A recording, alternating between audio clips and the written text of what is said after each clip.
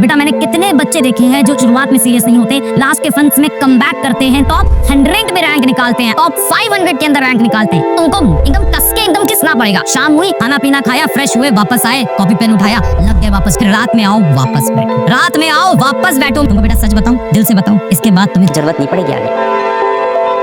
अगर सच में तुम्हारा सपना है, रियल में बेटा, मजाक में नहीं। एक तो होता है मजाक में बोल देना कि मुझे तैयारी करनी है, एक होता है मजाक में बोल देना मैं डॉक्टर बनूंगा। रियल में बेटा सच्चे दिल से ईमानदारी से बताओ, तुम्हारा अगर सपना है, क्या तुम 8 घंटे पढ़ सकते हो? कम से कम 8 घंटे मिनिमम। अब ये सवाल उठता है, हो जाएगा बेटा। मैंने कितने बच्चे पीडब्ल्यू के देखे हैं जो शुरुआत में सीरियस नहीं होते, लास्ट के फंड्स में कमबैक करते हैं, नीट के अंदर टॉप 100 में रैंक निकालते हैं, आईआईटी के अंदर टॉप 500 के अंदर रैंक निकालते हैं। Yes it is possible, yes it is possible. कैसे पॉसिबल है, आओ मैं तुमको ब्रेक डाउन समझाता हूँ थोड़ा। अब इसको बहुत ही सिस्टमैटिकली, बहुत ही स्ट्रेटजी के साथ डिवाइड किया है। वो ये है कि बच्चा लेक्चर तो मूवी की तरह एंजॉय करता है, देख लिया, बड़ा मजा आया, सब समझ में आया, क्वेश्चन फिर भी नहीं हो रहे हैं, एग्जाम फिर भी नहीं निकल रहा है, क्योंकि बच्चा खुद से प्रैक्टिस नहीं करता है। बच्चा लेक्चर्स तो बड़े मजे से देखता है, बड़ा आनंद आता है, बड़ा रस आता है, प्रैक्टिस ही नहीं किया। शाम हुई, खाना ना खाओ, फ्रेश हो लो, खाना पीना खाया, फ्रेश हुए, वापस आए, कॉपी पेन उठाया, लग गए वापस। फिर रात में आओ वापस बैठो, रात में आओ वापस बैठो। अब फिर से मेहनत करते हैं, पर बेटा जितना सुनने में मजा आ रहा है ना, करने में उतना ही डिफिकल्ट होगा। कि आप जितनी भी चीजें पढ़ते हो बेटा, उसका 90% ना आप 7 दिन के अंदर भूल जाते हो। Revision is the biggest problem of candidates. आप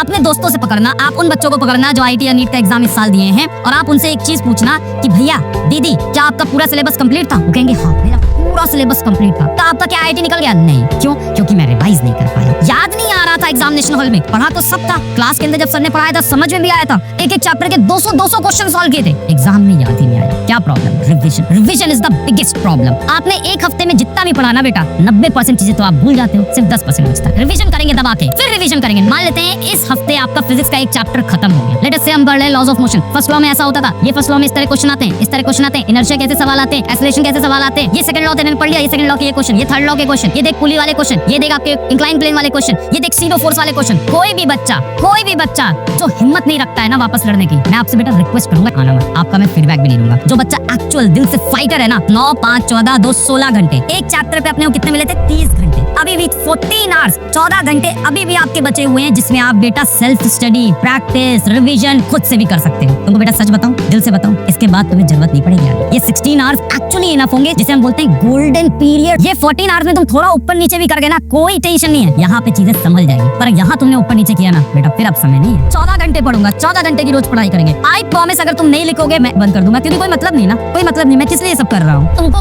एकदम कस के एकदम घिसना पड़ेगा। तुम डिसाइड कर लो कि तुम्हें अभी भी डॉक्टर बनने का सपना पालना है या यहाँ से छोड़ना है। ऐसा तो है नहीं कि तुम्हें कुछ भी नहीं आता है, तुम्हें काफी चीजें आती है। जिसकी प्रिपरेशन खराब है, जिसकी प्रिपरेशन ठीक है, जिसकी प्रिपरेशन अच्छी है, सभी के स्कोर यहाँ से बढ़ेंगे। जो भी आप पहले परफॉर्म कर रहे थे, वहाँ से आपका स्कोर 50-100 बढ़ जाएगा, है ना। मतलब सपोजिटली अगर आप 350 पे हो तो आप 450, 500, 550 पे पहुंच सकते हैं। 50 इसलिए बोला कि ऑलरेडी किसी के 550 आ रहे हैं तो भाई 600 हो जाएंगे, 600 आ रहे हैं 650। जिसकी तैयारी बहुत खराब चल रही है उसमें ज्यादा इंप्रूवमेंट आएगा, ये डेफिनेट सी बात होती है, क्योंकि बाद के नंबर टफ होते हैं। तो अगर किसी के अभी भी 300 नंबर आ रहे हैं तो डेफिनेटली आपका बहुत बढ़ने वाला है। सर हमें तो पता ही नहीं कितने नंबर आ रहे हैं। क्या तैयारी कर रहे हो, मजाक कर रहे हो क्या तुम लोग? मैंने टेम्पो के पीछे लिखा हुआ ये देखा था एक बार, देर आप हैं हमने, लेट आपने की है हमने नहीं। खुद पे भरोसा रखना है, सिलेक्शन को पाना। तो ये होना चाहिए आपके अंदर स्पिरिट। बस ये है कि डिसिप्लिन नहीं आता, शेड्यूल नहीं बनता, डीपीपी नहीं मिलती। इसके बाद भी किसी के पास आर्थिक तंगी है, कोई परेशानी है। अभी आज सुबह मैंने एक उज़मा ज़हरा का वीडियो देखा, कश्मीर के एक बच्चे का, वो वीडियो कहीं से मुझे देखा, तो मैं देख रहा था कि वो बता रही थी नीट में सेलेक्ट हो गई। काफी इंस्पायरिंग स्टोरी मुझे लगी। तो आज सुबह मैंने देखा, मेरी 1-1.5 मिनट उससे बात भी हुई है, और उससे बात करके मेरे अंदर काफी एनर्जी आ गई है, काफी पॉजिटिविटी आ गई, और मुझे समझ में आ गया कि बच्चों के लिए बहुत जल्दी मैं लेके आने वाला हूँ बहुत सारा कंटेंट, और सारा कंटेंट फ्री में। तो कॉम्पिटिटर्स तैयार हो जाओ। पीडब्ल्यू नाम सुनकर पाव वाला समझा था क्या? ये फिजिक्स वाला।